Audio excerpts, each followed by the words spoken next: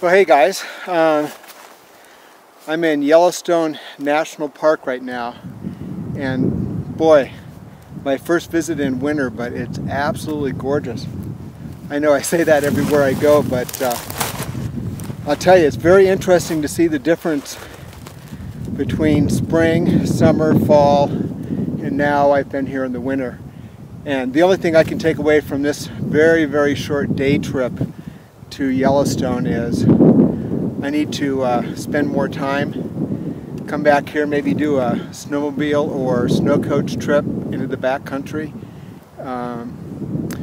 maybe do some snowshoeing. I planned on doing snowshoeing today, but as usual, I always plan too much in one day and never seem to get it all done. So I guess it's good to have a lot of activities.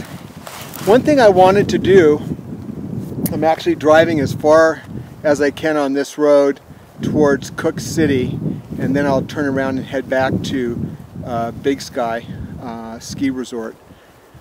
One thing I did in the very beginning of this course, they had an early bird day-long seminar on urban survival, wilderness survival, and international travel. And the two guys that taught the course were absolutely fantastic. And I'll talk some more about this later, and I'll put some links down below. One of them was Phil White, who is a fire chief from South San Francisco, and his search and rescue dog, a very cool black lab, Bella. And then, Gary Kibbe, who is a retired Navy SEAL. Thank you for your service. And also a firefighter for South San Francisco Fire, now pretty much dedicated to teaching wilderness survival and doing search and rescue and working for a team, FEMA response team. We did some very neat exercises during that course, and one of them was fire building. I felt pretty comfortable. I taught that to Cub Scouts and Boy Scouts, and I've always, Beth and I have always joked that if our kids were ever on Survivor, they'd be the ones that would start a fire. So it was kind of fun to pull out a fire steel and some cotton balls, and we practiced by starting a fire in little pie tins in the lodge, and then we went outside, built some igloos and snow caves, and then we did it again out in the snow. Now that was the first time I'd ever started a fire in the snow, and that was a lot of fun. Gary, typical SEAL and military guy, said, you know, train like you fight, and an interesting exercise is to go ahead and start a fire. But then he said, take your gloves off, stick your hands in the snow for a couple of minutes so they're cold, and then try it again. And I thought, boy, that would be kind of a fun exercise. And since I'm running out of time today, I thought I was going to do some snowshoeing, and I was going to practice building a little fast shelter, snow cave, and then maybe a satellite contact. Probably way too much in one day. But I thought, you know what I'll do is I'll pull over and find a spot, and I'll start a fire, just a little one, put it out, and then I'm going to stick my hands in the snow and get them cold, and I'm going to try it again, just for the experience. And well, you guys know me, I take a camera everywhere I go, so I thought I would videotape that. I thought it might be an interesting thing. Have no idea how I'm going to do. I'm going to predict it'll be a big flail, but you learn from those kind of things. So I've got my little day pack, I've got my snow shovel with me. One thing we learned in that class is go ahead and use your snow shovel as a base when you're starting the fire in the snow. So I'll do that. And I've got the little fire kit that I always carry in my go bag, and this is just a little go bag that I keep in my truck. But I've actually never put this one to use. I mean, I've played with the individual items, but I've never pulled it out and tried to rely on it as a kit. So we'll do that as well. So I'm going to turn around, I'm going to run over here and get a few. Well, actually I can get them right here. So as I was walking around, I kept my eyes down low where all those little dry branches are, and these are the ones that we want to get.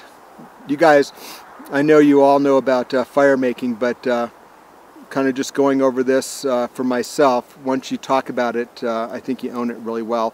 But I want these real dry, they snap, and about the size of a pencil lead. And I was going to walk over there, but as I look down, there's a whole bunch right here. So I'm going to grab those. And again, all I'm going to do is just start a little teeny fire. That's all. And then I'm going to put the fire out, stick my hands in the snow. We'll count for a minute or two, and then we'll do it again and see what it's like with cold, wet hands. It's right now maybe, when I checked my thermometer in the truck, it was 30 degrees. So, you know, it's not all that cold. There's a little bit of a wind chill, which is going to drop the temperature more. And I don't know if you can see in the background there, but the sun is setting. I bet I've got maybe a couple of hours at best, and the shadows are starting to get long. So let's get to it. I'm going to turn the camera around right down here, and we'll give it a go.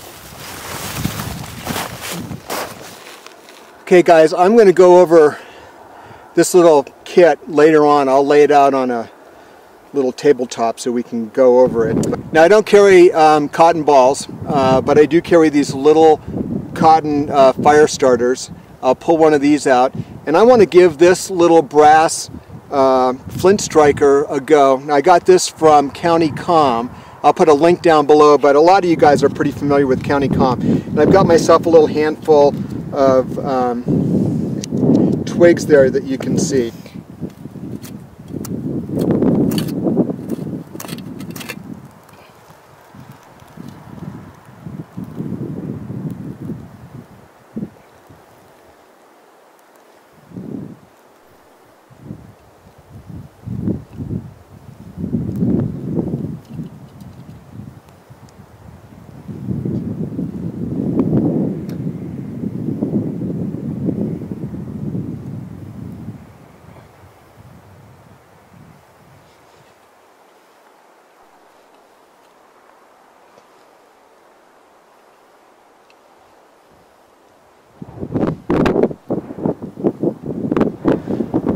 Okay, well, so that worked.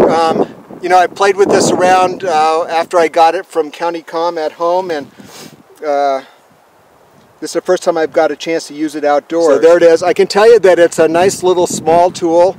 We'll see how well something small works when my hands are cold. So I'm kind of curious to see how that's going to work right there. Okay guys, here we go. I'm going to go for 2 minutes here.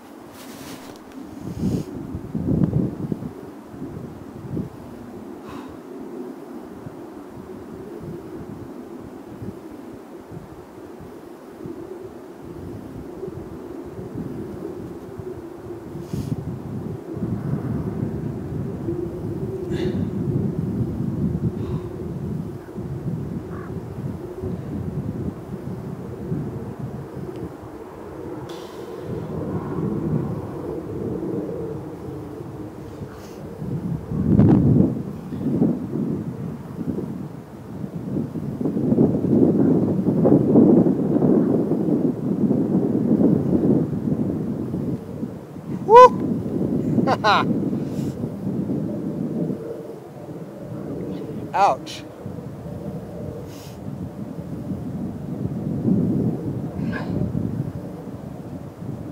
Whoa.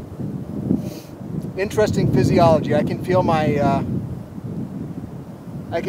hands clamping down with vasoconstriction right now. It does not feel good. I'm at minute and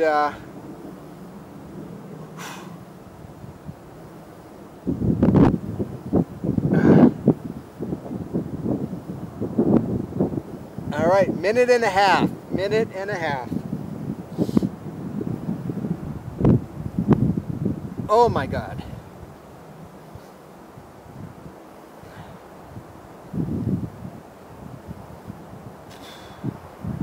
So this is simulating maybe having your gloves blow away. You've got a strong wind, your hands got wet.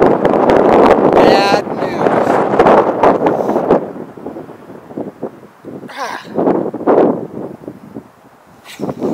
All right, guys. So that's 2 minutes. Holy cow. All right, first thing I'm going to do, I think you guys would do the same thing. I'm going to try and dry my hands off.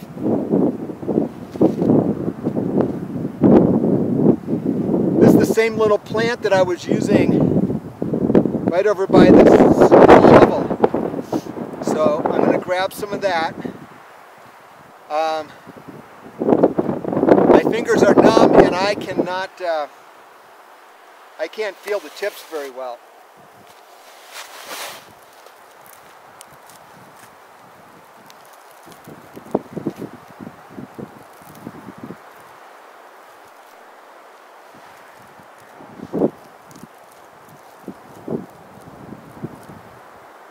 Okay, this stuff is not quite... Oh, there's some. Woo! I tell you, my fingers are hurting. That was an interesting exercise. Very interesting exercise. Okay, I got a little bundle. Let's see how I do. Okay, I'm going to be fair. Get rid of the old stuff. Put the new stuff there.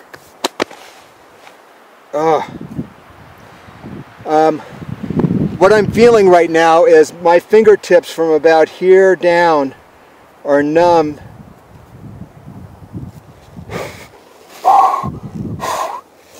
And I can't feel them very well. It definitely is affecting my my fine motor skills. All right. So this is where I think I'm going to appreciate maybe my striker and fire rod, because this guy's going to be a little hard to work. So what I learned there the last time is, just like I've practiced at home, I know it sounds silly to practice at home, but I would for sure practice at home, and then I'd practice outdoors. So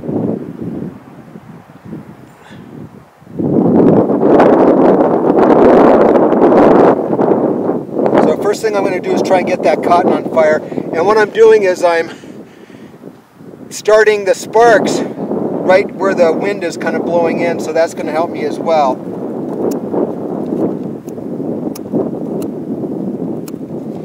Much harder to do.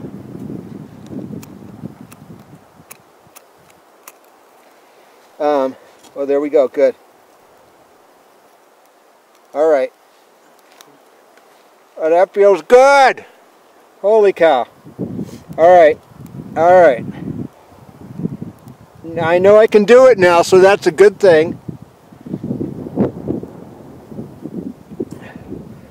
But I'll tell you, boy, that was cold, cold. And it's nice to warm my hands up. 2 minutes doesn't sound like much. Try sticking your hands in the snow or ice water for 2 minutes at home, and then try it. So I like this little guy from County Comm, but it's not my only tool. It's one of my tools. I feel pretty comfortable with a fire steel and a striker, so I wanted to give this guy a go. If my hands were any more cold, I think I'd have a hard time. Alright guys, hey, last little thing, I'm going to do more on this. I don't know if you can see this. I picked this up at the Wilderness Medicine Conference. I'm probably going to start including these in some of my AMP3 kits. This is called a blisto band. It's made by the same guys that do the SAM splint. I've been testing this, and I've had this on my back of my hand for 2 days, so washing my hands multiple times during the day and taking a shower, and it's still on there, not moving. That little spot that you see in the center acts like a little what's called bursa, or a little air sac, and it goes right over the blister, and it reduces friction to nothing. And I have another one right here on the side of my arm where there's a small little abrasion, and I've been using that not for blister protection, but just to cover that abrasion up. And again, it's been on there for 2 days and hasn't come off. So I'm pretty pleased with these, and going to start looking at putting these in our first aid kits, and the outfitter, we'll see how that works out. I've got to talk to them about pricing, but great little tool. For sure going to put in my blister kit. That's a Blisto-Band by Sam Splint. And there is that little brass striker, flint striker, works great from County Comm. It's a nice little adjunct in your fire kit. So my fire kit, which I'll go over,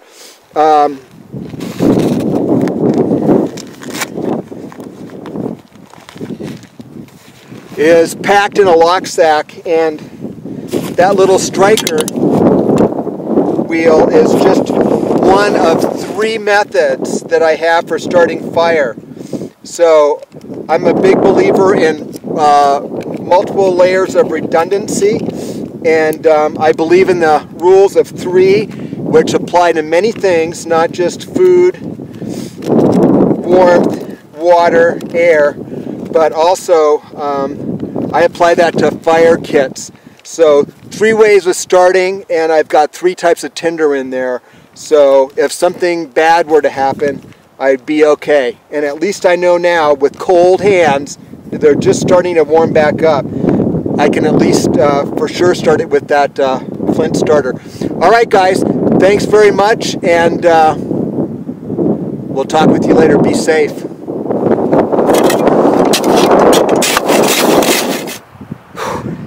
All right, guys, you think starting a fire with frozen hands is hard?